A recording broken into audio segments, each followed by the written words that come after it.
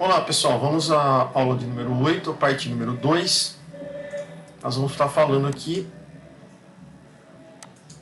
sobre o teorema dos eixos paralelos para uma área. Nós vamos estar utilizando ainda essa literatura, né, de mecânica vetorial para engenheiros, a parte de estática do Beer. Bom, o que diz o teorema dos eixos paralelos? Então, o teorema dos eixos paralelos, ele pode ser usado para se determinar o momento de inércia, que é o que a gente vem falando desde a parte 1 da aula 8, para uma área, né, em relação a um eixo que seja paralelo a um eixo passando pelo centroide. E em relação ao momento de inércia conhecido. Vamos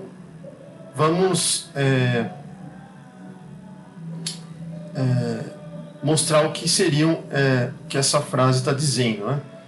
Então, funciona da seguinte forma. A gente tem aqui uma área, que vocês estão vendo, essa área toda disforme, ela está localizada em relação ao centroide dela, que é o C. Esse centroide está a uma distância D do polo O. Tá? As coordenadas dos eixos são x e y. O que a gente percebe é que o centroide está localizado dy em relação ao eixo x e dx em relação ao eixo y. O centroide ele vai passar pelo eixo x' e pelo eixo y'. Se eu pegar uma areazinha dA, dessa área total Azão, tá? Essa areazinha dA ela está localizada y' em relação a x' e x' em relação a y'. Tá? Então, essas aqui são as coordenadas da área. E aí, vamos supor que a gente queira calcular o momento de inércia para essa areazinha dA. Como é que a gente faz? O momento de inércia em relação ao eixo x. Então, eu vou pegar essa areazinha, é como se ela estivesse girando em relação a esse eixo x aqui, tá? O momento de inércia dessa areazinha em relação a esse eixo x. Então, como é que é a equação do momento de inércia? A gente lembra que o momento de inércia em relação ao eixo x, ela vale a integral de y² dA. Beleza? Só que aqui a gente não está ainda utilizando a integral porque a gente está utilizando um elemento de área. Então, a integral ainda não entra nessa jogada. Então, o que vai ficar somente aqui é o y² dA. Só que o nosso y, para esse caso, vale quanto? É a distância da areazinha que eu estou trabalhando em relação ao eixo x. Quanto vale ela? Vale y' mais dy, que é toda essa distância do elemento de área até aqui embaixo. Então, vale y' mais dy, tudo isso elevado ao quadrado, vezes dA. Agora eu vou integrar, porque eu quero encontrar o momento de inércia em relação ao x. E aí eu vou ficar que o nosso momento de inércia é tudo isso. Se eu desenvolver aqui o polinômio, eu vou ficar com esses três termos, ó. Tá? O primeiro termo, pessoal, tá? Que é integral de y' ao quadrado dA, é nada mais, nada menos que o momento de inércia da área em relação ao eixo do centroide. Ou seja, é essa área Azão rotacionando em relação ao eixo x'. Então, ela vai girar em torno desse eixinho x'. Esse é o primeiro resultado aqui do momento de inércia. A segunda parte da equação, que é isso aqui, vai ser zero. Tá? Ela acaba dando zero, porque o y' acaba sendo zero. Então, essa parte aqui não vai entrar nos nossos cálculos. E o terceiro elemento vai ser uma área total multiplicada pela distância do centroide, C, até o eixo de giro da área.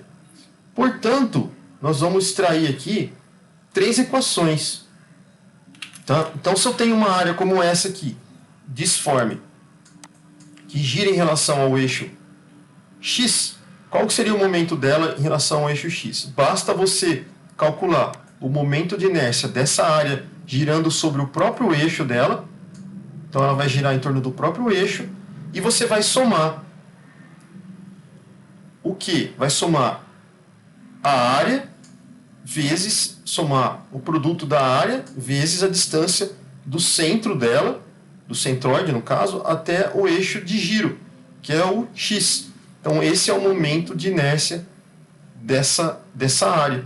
Se fosse valer para o momento de inércia em y, mesma coisa. Primeiro você ia calcular o momento de inércia do giro da área em relação ao seu próprio eixo y', mais a área total vezes a distância do centroide até o eixo de giro, que é o y. E se fosse um momento de inércia polar, bastava você calcular o momento de inércia JC, que é o momento de inércia de giro dos dois eixos, né? Só que você vai somar os dois, mais A vezes a distância D. A distância D é a distância do centroide, né, até o polo. É isso daqui, tá bom? Então, esse slide vocês têm que guardar, que essas equações são bem importantes. Esse teorema dos eixos paralelos você usa para tudo. Ok? Então tem que guardar e conhecer isso daqui como uma ferramenta. Então eles vão para o seu formulário. Bom, a forma de cada uma dessas três equações que a gente está falando, tá, indica que os momentos de inércia para uma área em relação ao eixo é igual ao momento de inércia em relação ao seu eixo paralelo, que passa pelo centroide, mais o produto da área e o quadrado da distância. Ou seja, é isso aqui que a gente falou.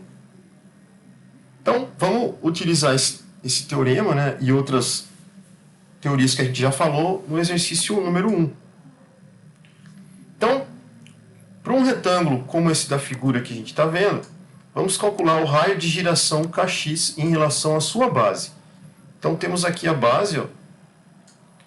O que a gente percebe é que tem um ponto C aqui que é identificado como centroide do retângulo. Ele está a uma distância y barra.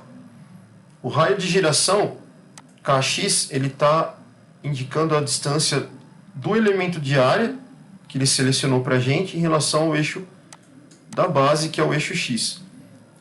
A largura aqui, o comprimento é b e a altura é h do nosso retângulo.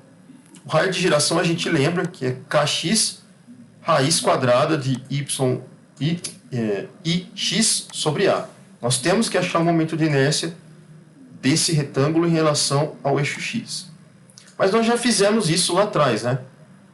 Para o retângulo, a gente acabou de calcular lá em cima que o momento de inércia de um retângulo em relação a um eixo x vale bh ao cubo sobre 3. Tá? Então, na aula número 8, parte 1, a gente viu que o momento de inércia para um retângulo ele vale 1/3 da base vezes a altura ao cubo. Então, isso aqui já está calculado.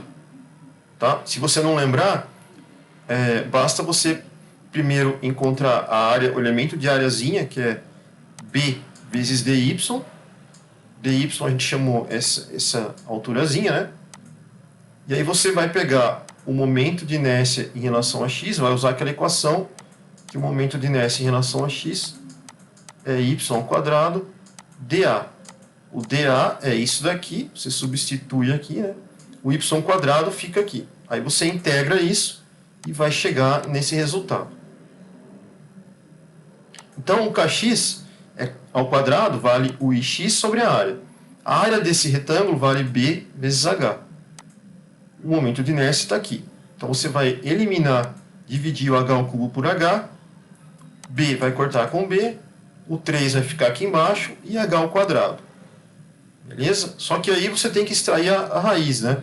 Extraindo a raiz desse termo aqui, vai ficar h em cima e raiz ao quadrado de 3. Então, esse é um raio de giração por um retângulo, como esse aqui, tá? Então, finalizou o problema. Vamos para o exercício número 2. O exercício número 2, ele fala assim: determine o momento de inércia para a área retangular, essa daqui, mostrada na figura, tá? Em relação a, letrinha A, o eixo centroidal XY. Então, ele quer que calcule o momento de inércia em relação a esse eixo aqui. Letra B, momento de inércia em relação ao eixo XB, esse daqui. E letra C, em relação ao polo, tá? Ou o eixo Z', né? Seria o que sai do papel, que sai e vem para as nossas vistas aqui, né? Então nós vamos ter que calcular esses três itens, A, B e C. A gente sabe que a altura do retângulo aqui, ó, é H. Metade dele, no centroide dele aqui, é H sobre 2. A largura é B, metade dele B sobre 2, né? Ele pegou o centroide e colocou uma coordenada aqui, chamada de x' e y'. Passa pelo centroide C.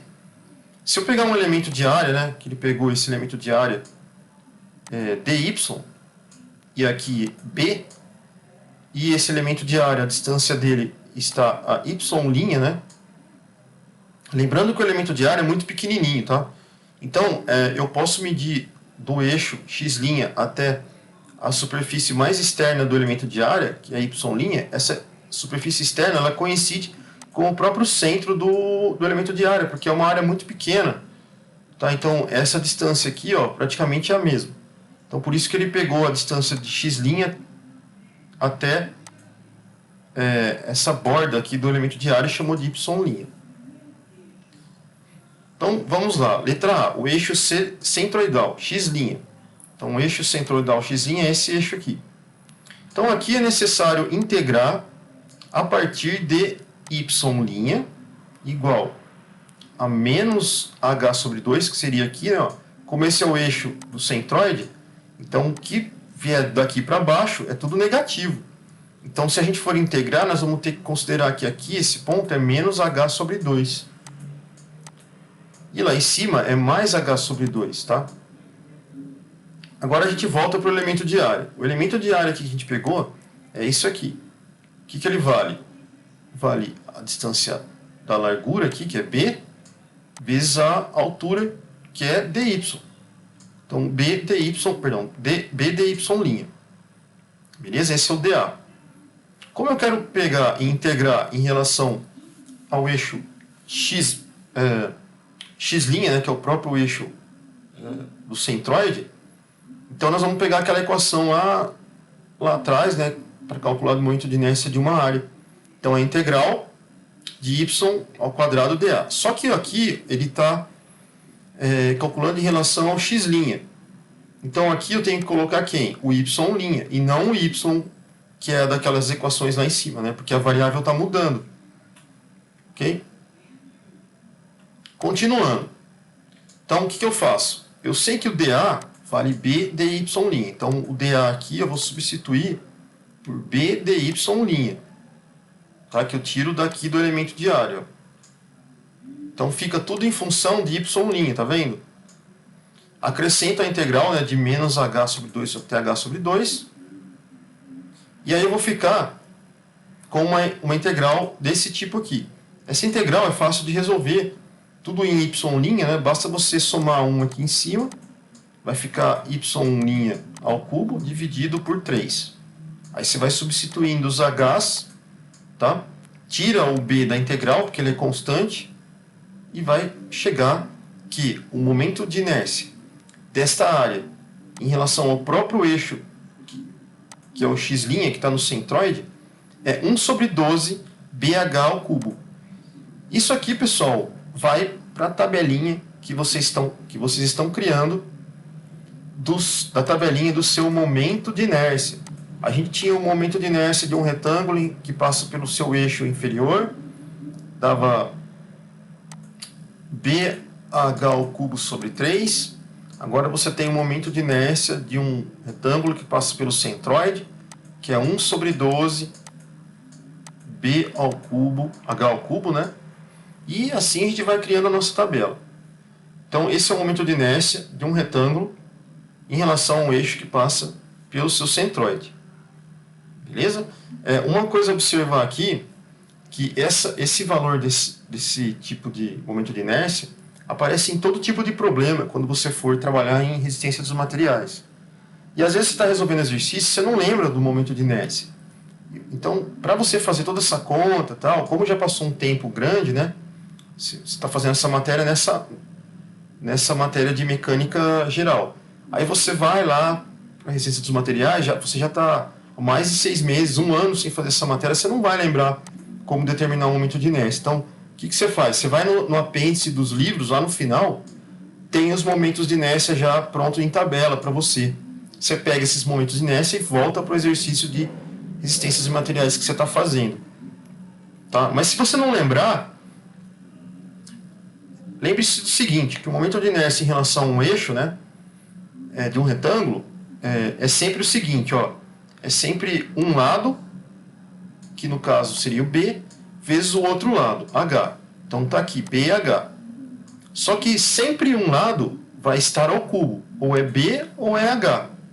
Se você quer em relação ao eixo X, tá? O eixo X que está paralelo aos lados, ó, então não é ele que vai estar ao cubo. Quem vai estar ao cubo é o lado que cruza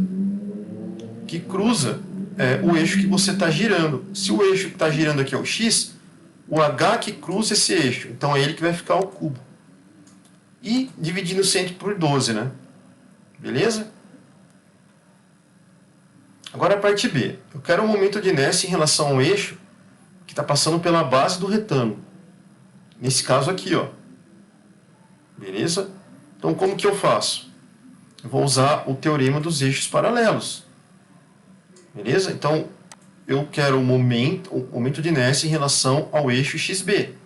Então, ele vale o momento em relação ao eixo X' mais a área do retângulo vezes a distância do centroide até o eixo de giro. Então, vamos lá. A área do momento de inércia em relação ao eixo X' a gente já acabou de calcular. É 1 sobre 12 BH ao cubo. Mais a área do retângulo é base vezes altura. Então, BH. A distância do centroide até o eixo XB, né, vale H sobre 2. Só colocar aqui, ó. Tudo isso elevado ao quadrado. Aí vai dar uma equação um pouco grandinha, né? Você vai trabalhar com ela. Você vai chegar que ele vale 1/3 de BH ao cubo. Ou seja, o momento de inércia de um retângulo em relação à sua base é exatamente o que a gente calculou lá em cima. Só que a gente não tinha usado o momento de inércia do teorema dos eixos paralelos. Mas você pode utilizar, que é essa equação que a gente usou, o teorema dos eixos paralelos, tá? Então é isso daí. Vamos para a parte C, a gente vai calcular agora o momento de inércia em relação ao eixo Y'. Esse aqui. Perdão, nós vamos calcular o momento de inércia polar, tá? Em relação ao centro C aqui, tá? Então, como é que a gente faz isso? A gente calcula o momento de inércia em relação ao eixo X', o C está aqui no centro, tá? Ó, falei aqui embaixo, o C está aqui no centro, ó, só para localizar. O momento de inércia em relação a o eixo, o ponto C do centroide. O momento de inércia polar aqui, ele vai ser o momento de inércia do X' com o momento de inércia Y', a soma dos dois. Só que o momento de inércia de X' a gente já calculou, a gente já tem. E o momento de inércia do Y', basta calcular. Então, o momento de inércia de um retângulo, tá, em relação a um eixo X' que passa pelo seu próprio eixo, é exatamente o momento de inércia que a gente calculou aqui, ó, para o X', tá? Só que você tem que inverter o B com o H. Ó, agora você inverte H, se inverte com B, o B fica ao cubo. Então, ele vale isso daqui. Somando os dois, esse termo com o outro termo, 1 sobre 12 BH ao cubo, vai dar isso daqui. Então, esse é o momento de inércia polar em relação ao centro dele. Ok? Então, finalizamos o exercício 2. Vamos para o exercício número 3. O exercício número 3, ele pede para determinar o momento de inércia em relação ao eixo X, tá aqui o X, para a área circular mostrada na figura. Como que a gente vai fazer?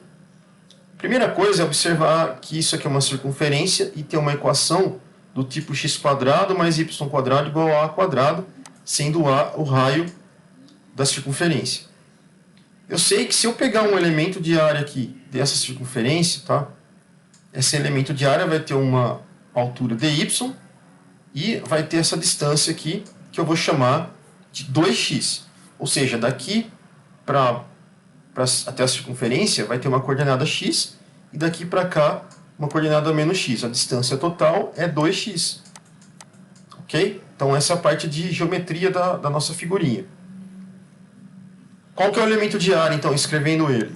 O elemento de área, esse elemento de área, ele vale 2x, que é essa distância, vezes a altura dy. Está aqui. Qual que é o momento de inércia dessa figurinha, desse nosso elemento de área, em relação ao eixo x? Esse aqui. Então, esse elemento de área vai girar em torno do eixo x. Ele vale a integral de y² dA. Isso aqui é só aplicação de fórmula que a gente viu lá em cima, né? A gente sabe que o momento de inércia é dado por essa fórmula. Agora o que eu faço? Vou pegar o elemento de área, que é 2xy, e jogar aqui dentro. Joguei aqui dentro, ficou dessa forma. Só que o x, tá? De acordo com a equação da circunferência, ele vale raiz quadrada de a² menos y². Então eu substituo ele aqui dentro. Ok? Então vai ficar nessa equação. Essa equação, pessoal, essa integral, ela é um pouco complicada. Então eu coloquei aqui embaixo como que ela seria resolvida, tá? Ela daria um valor um pouco complicado. Então, para fazer à mão, a gente não vai fazer aqui, tá? Não é o escopo da aula. Então a gente vai dar a resposta direto. Então você integrando isso daqui, tá? Você chegaria nesse resultado que é πa² sobre 4.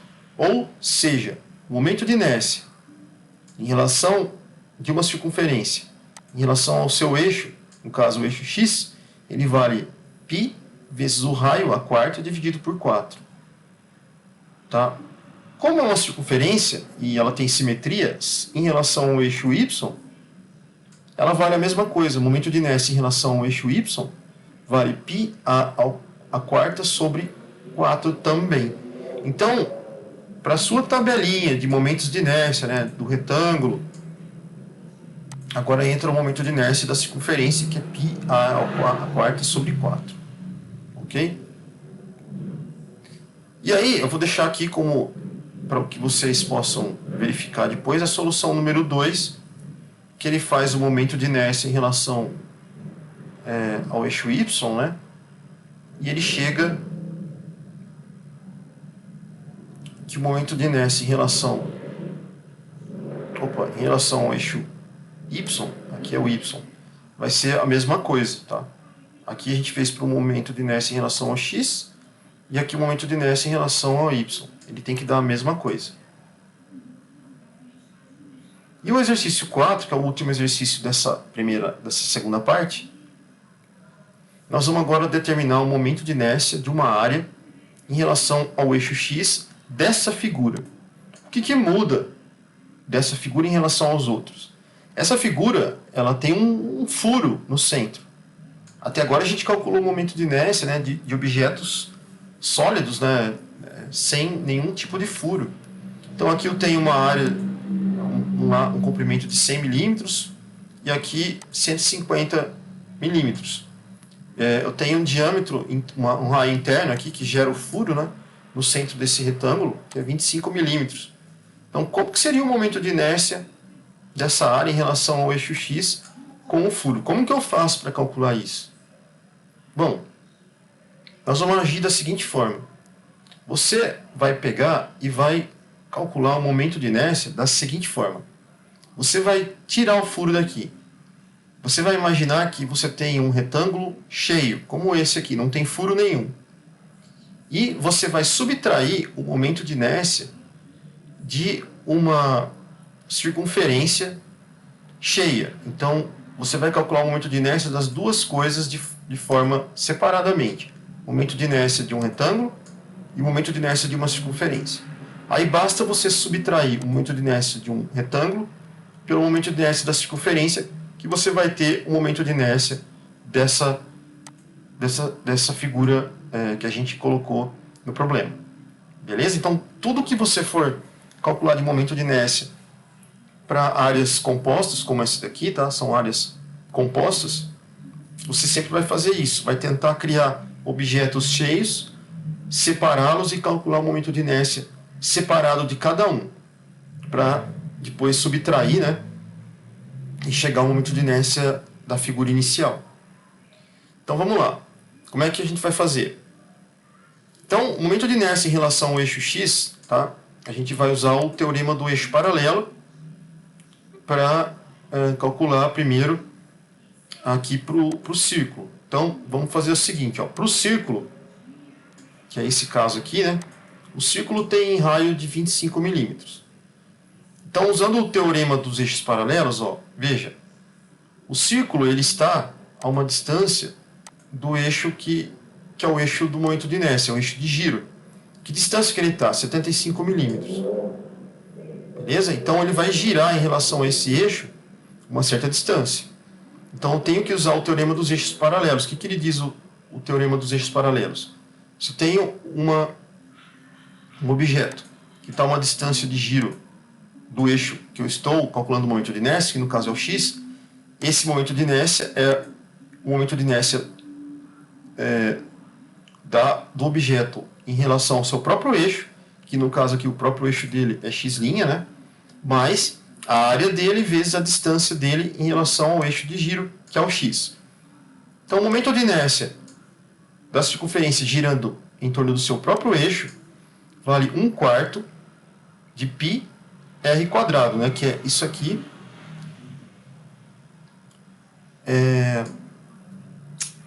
Um quarto, né, de π r a quarta, né? Isso aqui é o momento de inércia da circunferência que a gente viu no exercício, esse exercício aqui, O momento de inércia de uma circunferência em relação ao seu próprio eixo vale π, o raio, a quarta dividido por 4.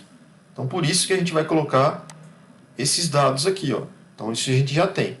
Mais a área do círculo, né, que é π, o raio ao quadrado, vezes a distância da circunferência até o eixo x, que vale 75. Então, todos os dados estão aqui, você só precisa fazer as continhas na calculadora. Nós vamos chegar aqui o valor do momento de inércia para essa circunferência, né? Vale 11,4 vezes 10 a sexta milímetros a quarta. Uma coisa que eu não falei, vou estar falando agora, né? Que o momento de inércia, pessoal, ele tem unidade sempre de... É a unidade elevado à quarta, tá? Então vai ser metro a quarta, milímetro a quarta, centímetro a quarta. Sempre as unidades vão aparecer elevado à quarta. Ok? Então a gente usou nesse problema, essa primeira parte, o teorema dos eixos paralelos, o círculo, e a gente usou o momento de inércia do eixo da circunferência girando sobre o seu próprio eixo. Agora a gente vai fazer o quê? Vamos pegar o retângulo e vamos calcular o momento de inércia em relação ao eixo x, tá? Que vale o momento de inércia em relação dele em relação ao seu próprio eixo de giro, que é isso daqui, que é 1/12 a distância da base vezes a altura ao cubo, tá? Essa fórmula a gente já calculou lá em cima, mais a área do retângulo, que é 100 vezes 50, 100 vezes 150, que é a altura, vezes o raio, vezes a distância do centro dele em relação ao eixo de giro, que é 75 ao quadrado. Fazendo essa continha, nós vamos chegar aqui o momento de inércia em x, 112,5 vezes 10 a sexta milímetro a quarta. De novo, a gente usou o teorema dos eixos paralelos. Então, vocês veem que é muito importante saber isso aqui. Por último, o momento de inércia da figura, né? Aquela figura com o furo no centro, vai ser o quê? O momento de inércia do círculo, só que você vai sempre colocar ele negativo, porque ele não existe, né? Na verdade, ele é vazado, essa figura. Então, do círculo vai ficar negativo e o restante vai ficar positivo. Subtraindo, você vai chegar que o momento de inércia é 101 vezes 10 a sexta milímetro a quarta. Ok? Então, esse é o método para você calcular o momento de inércia de figuras compostas, como essa que a gente viu. Ok? Outro conceito importante é o produto de inércia. Tá? Então, como que que a gente determina os momentos de inércia máximo e mínimo para uma área. Esses valores máximo e mínimo são propriedades importantes para se projetar membros estruturais e mecânicos, como vigas, colunas e eixos. Então a gente vai usar o produto de inércia para isso. O produto de inércia, pessoal, ele é dado pela seguinte equação.